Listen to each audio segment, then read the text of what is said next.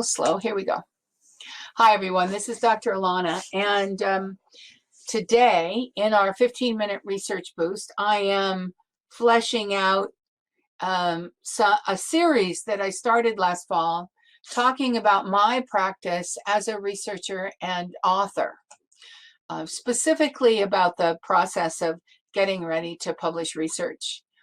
And at the time I put this particular boost in the calendar, I fully anticipated that my conversation would be, having left off doing the lit review, having most of it fleshed out in November, that I would have finished my publication for journal. I would have decided which journal I was writing for, and things would have gone smoothly. And like many things in your graduate life, but also like many things just in life in general, it didn't go that smoothly. So I am a reflective practitioner.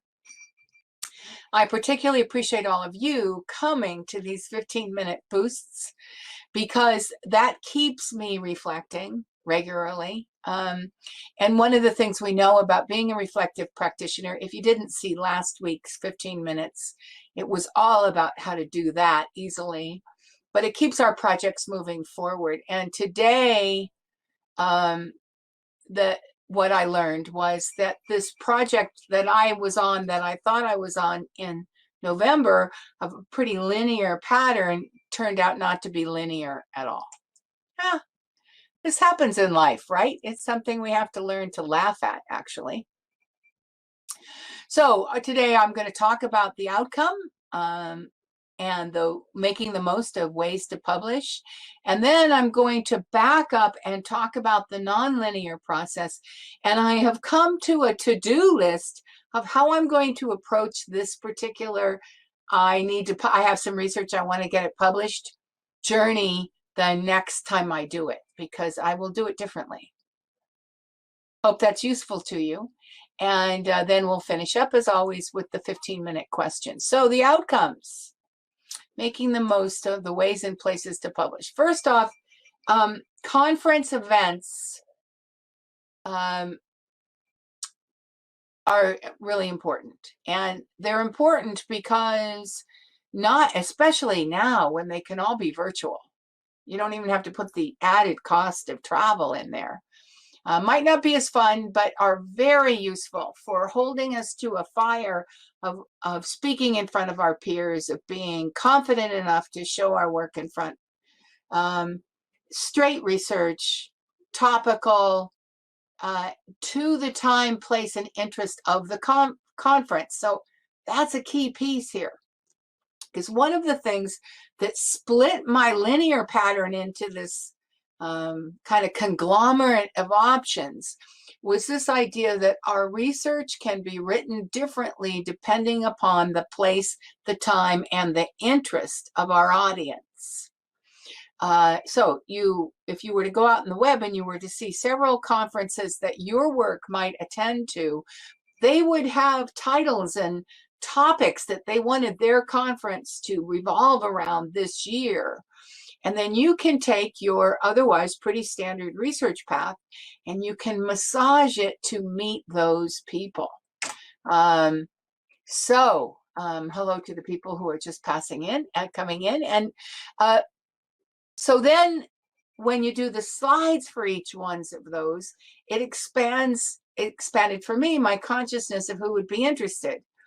And then I came across an editorial in the Chronicle of Higher Education that was another way of saying the same things I find that are important, that need to be said, that are the base of my research. So that kicked me into this idea about where in our gray article writing, what is out there in the gray literature that are still very impressive places to have published, probably a little more open because they're open educational resource primarily. You get a link, you can pass the link around, you can publicize your work more easily. So what I'm saying here is I went through a pattern from November to February where I considered conferences. I came across places, other places I might write. And that you all have a message, and your message at the end, when you're done, you have something important to say to the world. That's your message. But there are going to be many opportunities to say that in different places. And your data back up that message in a way that makes it quite publishable.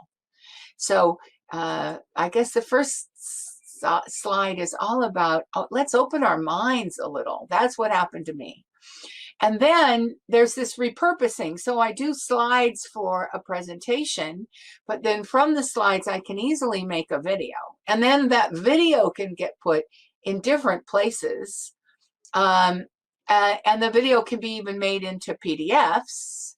The slides can be made into PDFs.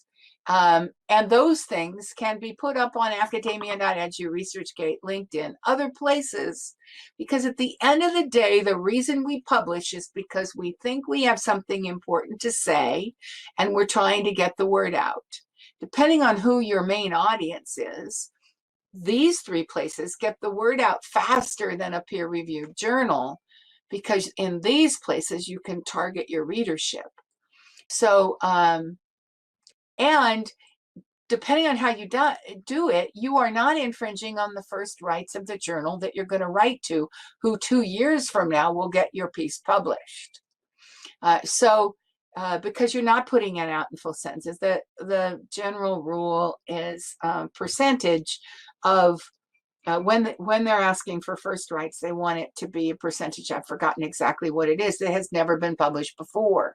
But when you publish in slides and videos and PDFs with short versions, you are not publishing the substantial amount of writing that you're doing. And so you stay within that percentage.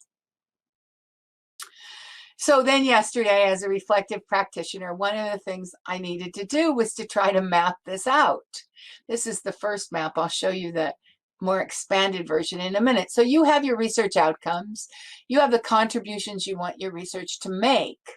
And then you have to look at the fact that there are formal and semi-formal places that you can publish. Conferences being on the semi-formal side of things, journal articles, and official lit reviews, which is the other one I had to put in, on the formal side of things. With each of those, you make a slide to write the article. You make slides. From the slides, you can make videos. From the videos, you can publish in different ways. And then you'll see up at the top that there's the production of all of these. If you end up being like I am, and you might at the end of your graduate career, I ended up with presentations I had to make. So I had to do the slides. That's 4 or 5 different presentations. And then all of those can map out to make a video, to present it in other ways, to put it up on social media. I ended up needing to make a calendar of it. So I'll show you the process that I went through, and I hope it's helpful, because it's good to expand. It's good to take in all these other ways our work as researchers can hit the world and make it. And I'm sure you feel the way I do. The work we do is important work. We want to get it out there. This expansion was great, but it was kind of messing with my head to trying to get it all straight. So it's a nonlinear process. And because of the reflection and this community, this is what went on. So here's how it went. I thought I was writing an article. The lit became interesting. When I finished the lit, I decided that my colleagues, deans of graduate schools, etc., should really look at these things I was learning, because they were important to you and what they do for graduate students in their relative universities. And then these presentations came up for different graduate regional graduate school meetings, and I ended up being on the calendar for 3 of them, and this chronicle came up. So by now, I'm pretty confused, and I have these great ideas. I'm excited about what I can get out there, but I'm confused as to how I put it together in a reasonable amount of work. This was the final flow map that I came to yesterday, and notice the new box on the far right that says swim lanes in Kanban. And I will show you how that works right now. So let me go to my screen. Get the right thing open before I screen share, because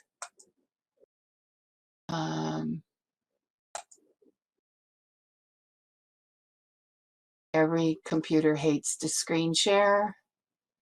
So here we go. And here it is. And now I'm move you over for a minute, share, and move this tab back. Okay, here we go. I think you can see it now. All right, so this is Kanban Flow. It's a tool that I've used at other times.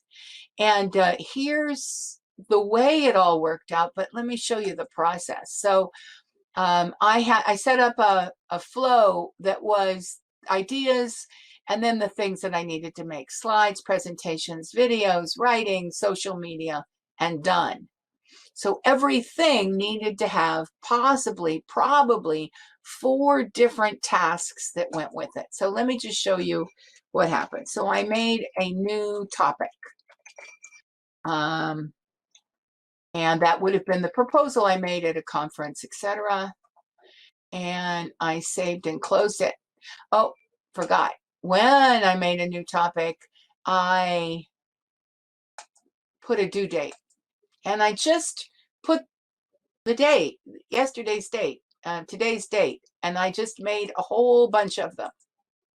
So the very first thing I did, it's the same as social media, but this list over here on the right used to be over here on the list, and it was all the slides and presentations and separate articles I could write using the same body of data and basically the same message, but torqued to the audience that that particular opportunity was offering my topic.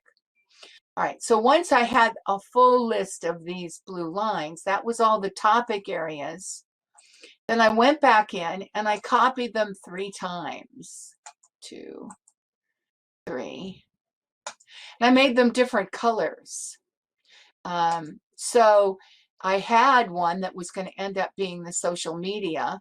I made it also one, say it said the same thing but was slides, said the same thing but was videos, and said the same things but was the written.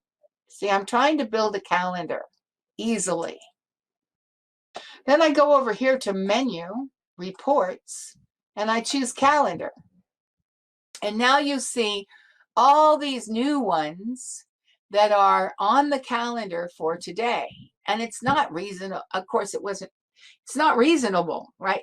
So I have the slides mostly done for all of these, which means that the next stage is going to be the writing. So you can see on the calendar, these gold ones cluster over here. And there's still a set of slides I have to finish, a few other things. So now you have all the work you have to do, and you simply move it into when you think you can get it done. And there you have it. You have a calendar. It's all fleshed out. And I will probably, I'll let you know if you ask in a few weeks, but my goal is by the 5th of April, I have that entire process done. Because I'm doing everything, I'm doing all the slides. That means essentially it's the same work again. So this slide can go on this one with a little torquing. This one can go here. So doing 5 or 6 sets of slides, not a big deal. Writing always takes longer, but again, whole paragraphs can move from one thing to another as long as I'm not overusing any particular thing. The videos, I probably this week, I will have a day and I'll just sit down and do all the videos. Change my clothes, do the next video. Change my clothes, do the next video. And that's the efficient way to get a lot of work done, a lot of publishing work of any kind done, is to take it all to one level get all that level done, and then take it to the next. And it's the same in your lit review. You want to download all the PDFs, look at them, decide which ones you're going to keep, then go so that you do everything in long weeks, and it makes a lot of work go much faster. Okay, I think that is pretty much it for my slides. I want to go back here to slides. I'm going to, in just a minute, pretty spot on my 15 minutes today. I do want to just say a couple of things about what's coming up next, because I always do. For those of you that may not have seen us before, in Instagram, we are starting a Be Kind system. We want to pay attention. Whatever you pay attention to expands. That's a rule of research. And we want to pay attention to kindness on campuses, kindness in universities, kindness in the ways we design research for vulnerable populations, all of those things. So Laura at pd.education is our go-between. If you have stories about any of that kind of kindness, please email her, and we'll find a picture, we'll put the story up. We'll celebrate the places where research and kindness go together. And if you were part of the 15-minute research boost, you know how good these are. I did a series of short boosts about putting together a lit review. They are now done with a capstone at the beginning that tells you how the whole system went, and they are together in that link in your PD education site. So you sign in there to your particular university PD education site, and you can follow that link. These are in the handouts, and the handouts have that link for you as well. And then finally, what's coming up, a couple of really interesting things coming up. We always have good webinars. And I just want to say, if you are right now, have trained yourself that you will watch for an email that comes that says, oh, this webinar is coming. And then if it looks good, you click on it. You have to get past that, because we will not be able to send the emails, or nearly as many of the emails that say what's coming. The world of email is changing around us. The technology of email is changing. And we haven't found the next best substitute. So look at your university newsletters when they come about what they're telling you we have going on.